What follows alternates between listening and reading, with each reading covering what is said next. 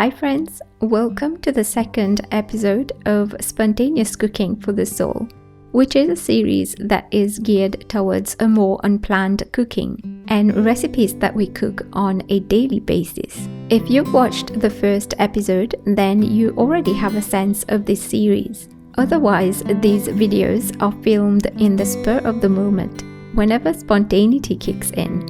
Very often, like for today's episode, we happen to be preparing a nice meal. So we thought, why not just grab the camera and film this too, without the usual planning, setup and editing that goes along with the formal videos.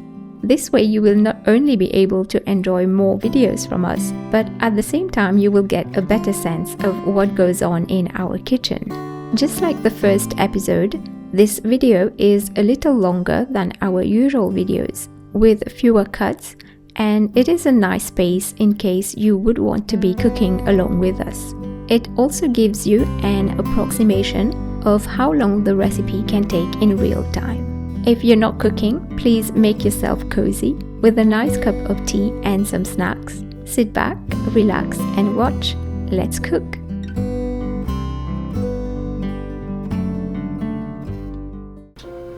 Hi friends, so welcome to the second episode of Spontaneous Cooking for the Soul. So today in this episode I'm going to be making a curry, which is what we are going to have for dinner today. So if you want to be cooking along with us, you can prepare all your ingredients and we can cook together. So in this curry I'm going to be using Aduki beans, plantain, red lentils and also snake beans. So we'll go over the ingredients in a minute and let's get started.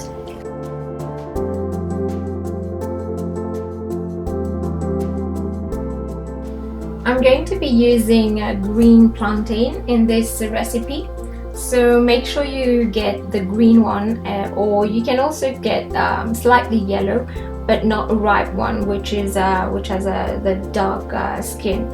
So they need to be boiled first for two reasons. The first one is because the skin is quite difficult to remove when they are green, and also when we boil them first, it's going to improve the texture later on when we are going to cook them in the curry. So I'm going to place them in a pan of water here. I'm just going to place them in there and turn the heat to a medium high to allow this to boil. The next ingredient that we are going to use in this curry is Aduki beans. So these are sprouted Aduki beans.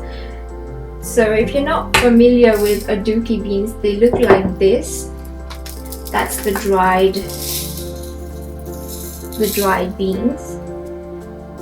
So I've soaked them overnight, and then once they are soaked, I drained all the water, and then I've left them for 2 to 3 days and they've sprouted. So I've rinsed them every day to change the water, and then I just left them in the bowl and they've sprouted. So you can just use soaked Aduki beans, you don't need to sprout them, but I like to sprout them because it increases their nutritional value, and also it takes less time to cook. So if you're using just soaked beans, you will need to cook them for a little longer in the curry. Next, I'm going to use some snake beans. So if you don't have snake beans, you can just use green beans. So after that we have tomatoes. These are Roma tomatoes, so 3 fresh tomatoes. You can also use canned if you don't have fresh. Then we have red lentils that I've already washed. And then here we have herbs, so coriander leaves or cilantro. These are some curry leaves. So they are frozen. I buy them fresh and then I freeze them whenever I need to use them. So they are still good even when frozen. and that's some thyme leaves. So if you've never used thyme in curry, I do really recommend that you use it, because it brings out so much flavor in your curry. Then for spices, I'm going to use curry powder. You can just use any curry powder that you like. Also, I have some fenugreek seeds here. These are optional. You can omit them if you don't have them. And I will also use some asafoetida. So this is it kind of tastes a little bit like onion and garlic, so it's to replace those. But if you don't have asafoetida, you can just leave it out. And also some minced ginger. So that's it. We can now start the preparation. Cut the snake beans into 5 cm or 2-inch pieces. As mentioned, you can replace them with green beans. I usually find snake beans at my local Asian grocery store. They are also known as yardlong beans or Chinese long beans, and are a common ingredient in many Mauritian dishes. In the Mauritian Creole, they are known as voem, derived from the French word for this variety of beans. I find them very delicious, and they are worth seeking out the next time you go to your Asian grocery store. Set the snake beans aside for now. In a small bowl, add the curry powder. I like to use mild curry powder, but any type of your choice will do. As usual, you'll find all the measurements for the ingredients on our website. The link is in the description.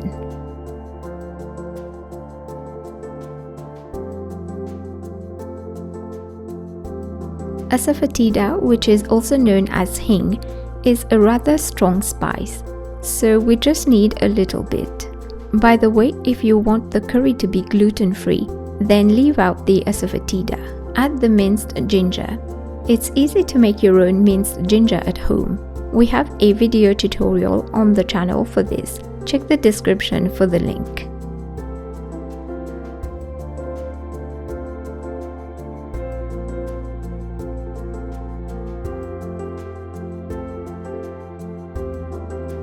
Now add a little water to the spices to make a paste.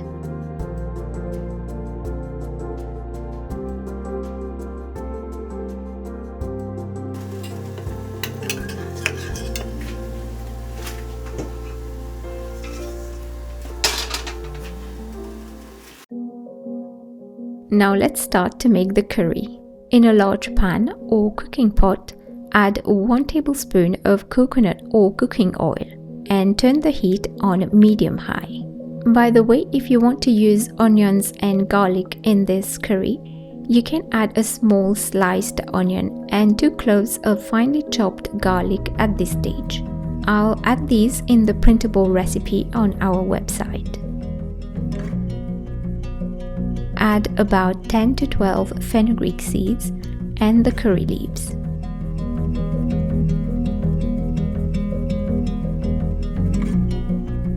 If you don't have curry leaves, you can replace them with 1 bay leaf. I often get asked the question what to substitute curry leaves with. Curry leaves have a unique taste, and I don't think there is anything that comes close to it. But you can use a bay leaf, which, although it doesn't deliver the same taste and aroma, it will add a nice fragrance to the curry. Be careful not to let the fenugreek seeds burn, or the curry may become a little bitter. So once the seeds and curry leaves release their fragrance, about 15 seconds, add the curry paste and stir.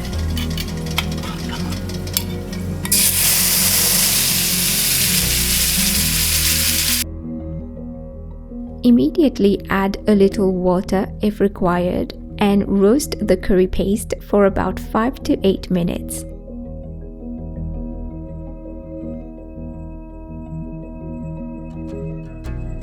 Keep adding more water to avoid burning the curry paste.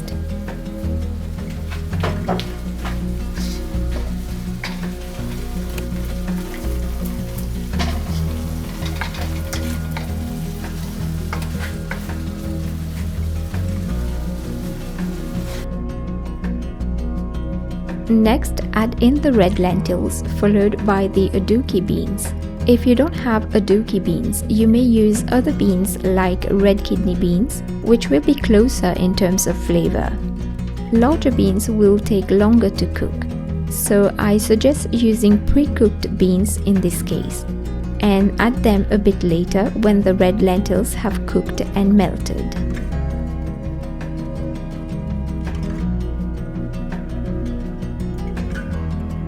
Add about 1 cup of water and stir.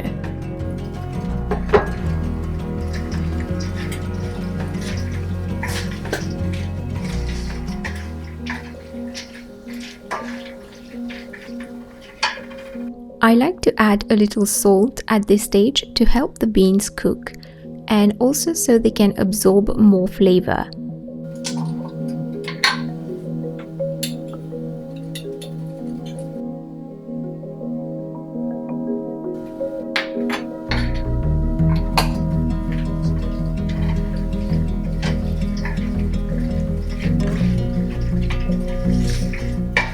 When the beans are sprouted, they take about 30 to 35 minutes to be completely cooked.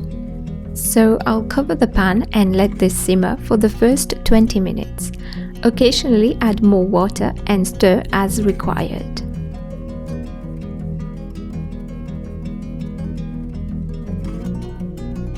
The plantains have been boiling for about 20 minutes now, so they should be ready. Take them out of the pan and place them in a bowl of cold water to cool down.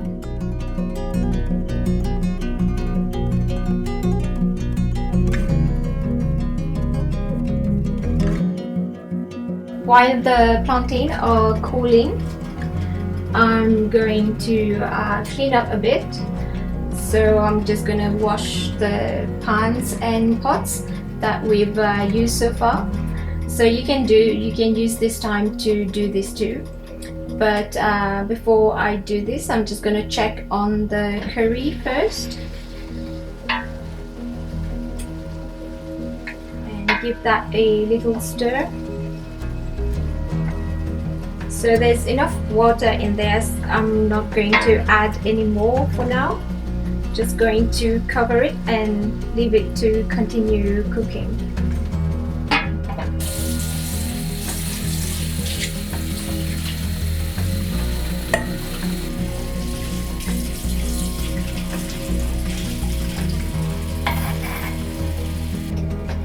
Now let's check on the curry. So it needs a little water. At this stage, taste the beans to see if they are almost cooked. If not, leave them to simmer for a little longer while we prepare the plantains. Otherwise, turn off the heat for now.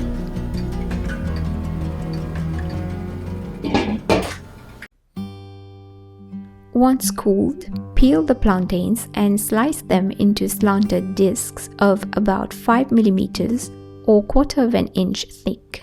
If you attempt to cut the plantains while they are still hot, they may end up being mashed, so you do need to wait until they are cooled before cutting them.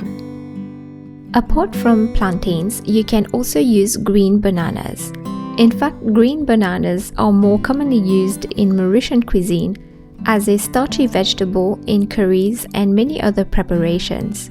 Back in the day, many people would have banana trees in their yard, and they would be a cheap source of food, whether green or ripe.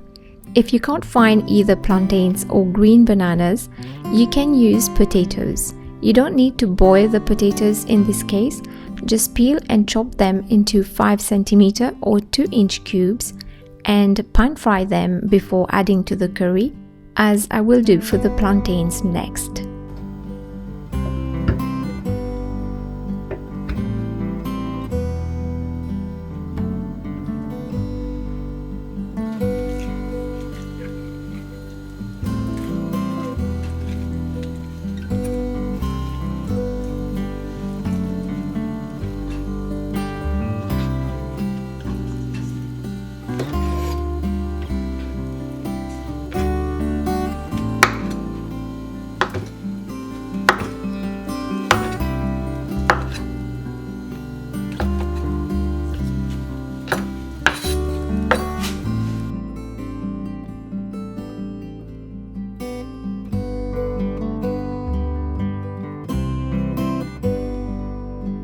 I find that plantains taste better when they are slightly pan-fried before adding to the curry.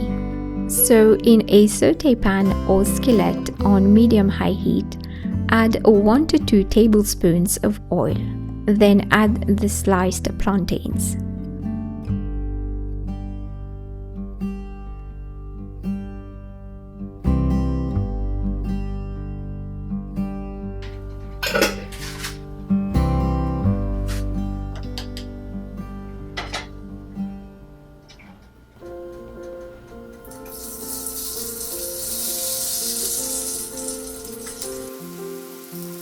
Pan fry until golden and crispy on one side.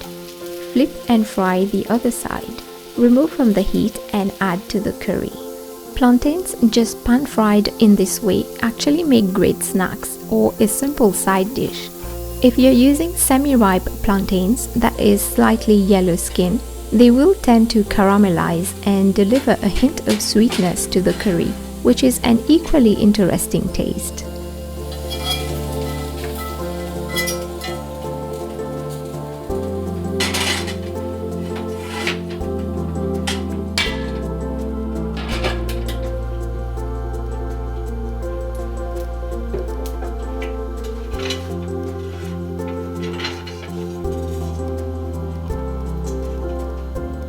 You can add the snake beans directly to the curry, but just like the plantains, I like to saute them first for just a few minutes for more flavor and a nicer texture.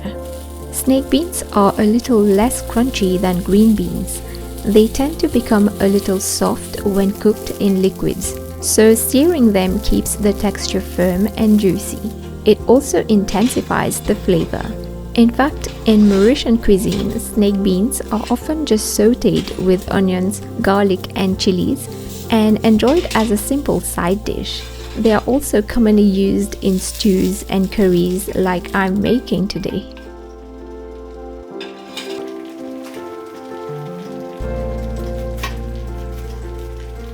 Now add in the fresh or canned tomatoes. I used only 2 tomatoes as they were big enough.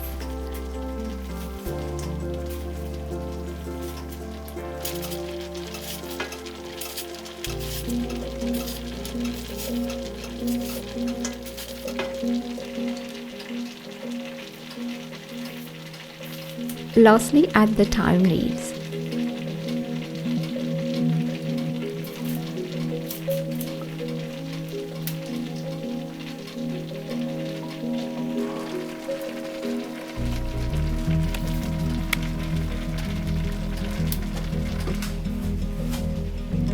Add a little water to make more sauce and adjust the salt to taste.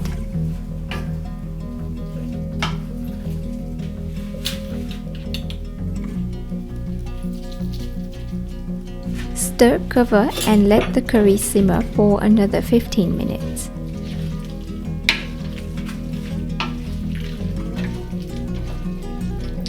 The curry will take about 15 minutes to simmer now. So during that time we can cook the rice. So I'll get the rice and I'll be right back. I'm using basmati rice, which is what I like to have with this curry. So add the raw uncooked rice to a pan.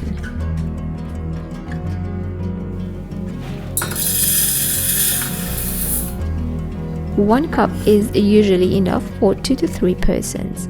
This depends on the type of rice. Some rice yield more when cooked. Rinse the rice a few times until the water runs clear. Don't mash the rice between your fingers, as this will break the grains, which will result in mushy rice when cooked. Just gently swirl the water around.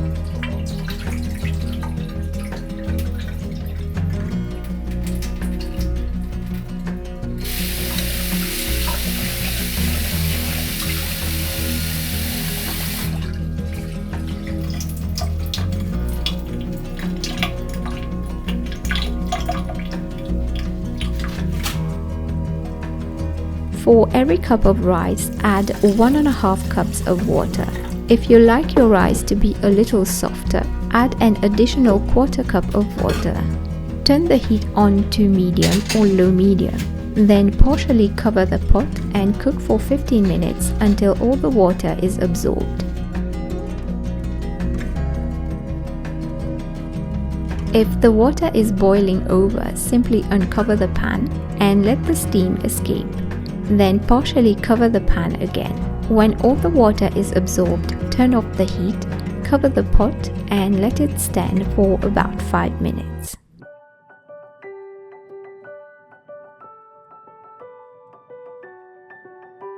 The curry is also done now, so chop up some coriander leaves or cilantro and add it to the curry just before serving.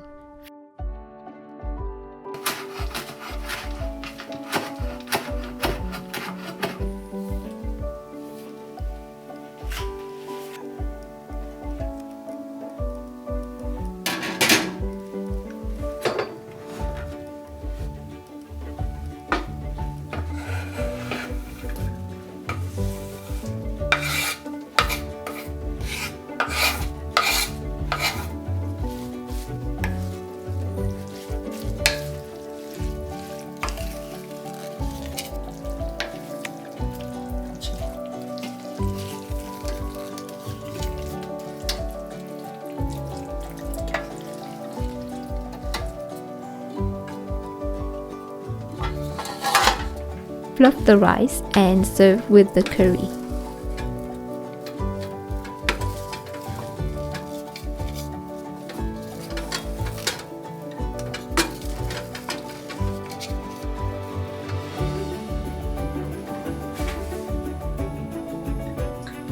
So now that we are done, I'm going to taste a bit of the curry for you. And I'm almost ready to have dinner now. I'm actually very hungry.